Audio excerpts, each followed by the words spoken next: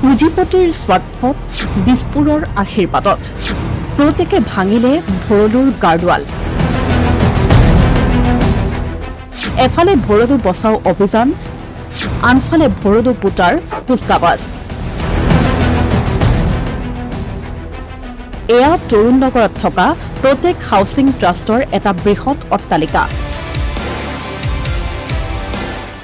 বহু বিতৰ্কৰ অন্তত এই বৃহৎ অট্টালিকাটো নিৰ্মাণ হল যদিও নিৰ্মাণ সম্পূৰ্ণ কৰাৰ পাছতো প্ৰত্যেকৰ এক নিকৃষ্ট কাণ্ডই চকু কপালত তুলিছে স্থানীয় ৰাইজৰ।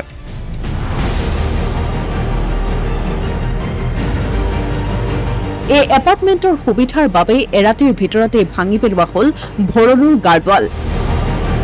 কোনো গুৰু গোসাঁই নামানি এৰাতিৰ ভিতৰতে অট্টালিকাটোলৈ সোমোৱা পথটো সৰু হোৱাৰ বাবেই ভাঙি পেলোৱা হল ভৰলুৰ গাৰ্ডৱাল। উল্লেখযোগ্য যে কিছুদিন পূৰ্বলৈকে গুৱাহাটী উন্নয়ন দপ্তৰৰ মন্ত্ৰী হৈ থকা অশোক সিংহালে আনিছিল অভিযোগ। ভৰলুৰ কাষত ডাঙৰ ডাঙৰ অট্টালিকা নিৰ্মাণ কৰি ভৰলুক চেপি অনাৰ বাবেই ভৰলুৰ বহন ক্ষমতা কমি আহিছে। কিন্তু এতিয়া তেওঁৰে পৰিয়ালৰ সদস্যৰ প্ৰত্যক্ষ সম্পৰ্ক থকা প্ৰত্যেক কোম্পানীৰ নিকৃষ্ট কাণ্ডই চকু কপালত তুলিছে। স্থানীয় ৰাইজৰ আপত্তি সত্ত্বেও নীতি বৰ্হিভূতভাৱে এই অট্টালিকা নিৰ্মাণ কৰা হৈছিল আৰু এতিয়া গুৰু গোসাঁই নামানি প্ৰত্যেকে কৰিছে এনে কাণ্ড। পিছে এনে শক্তিশালী মানুহৰ অত্যাচাৰত এতিয়া ক্ষোভিত হৈ পৰিছে স্থানীয় ৰাইজ। প্ৰত্যেকে ভৰলুৰ গাৰ্ডৱাল ভাঙি পেলোৱাৰ ফলত এতিয়া পণবন্দী 22টাকৈ পৰিয়াল। दुकानदारी सारा चौपट हम लोग कैसे चलेगा यहाँ में? तो प्रोटेक्ट को तो कुछ न कुछ एक्शन लेना पड़ेगा ना।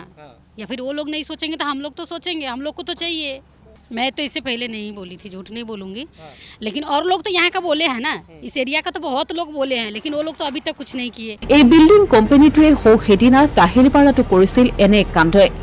নীতি বৰ্হিভূতভাৱে পদপথ দখল কৰি নিৰ্মাণ কৰিছিল অট্টালিকাটোলৈ সোমোৱা পথ, যাৰ বাবে সৃষ্টি হৈছিল কৃত্ৰিম বানপানীৰ। এইবাৰ আকৌ মহানগৰীৰ মাজেৰে বৈ যোৱা ভৰলু নদীখনকে পুতি পেলোৱাৰ চেষ্টা কৰিছে এই কোম্পানীটোৱে। মুঠতে এয়া যেন ক্ষমতাৰ অপব্যৱহাৰৰ এক জ্বলন্ত উদাহৰণ। এই কুকৰ্মৰ সম্পৰ্কত বৰ্তমান নগৰ উন্নয়ন মন্ত্ৰীৰ দপ্তৰত থকা মন্ত্ৰী জয়ন্ত মল্ল বৰুৱালৈ থাকিল এক প্ৰশ্ন। এই দৃশ্য তেওঁৰ চকুত পৰিবনে?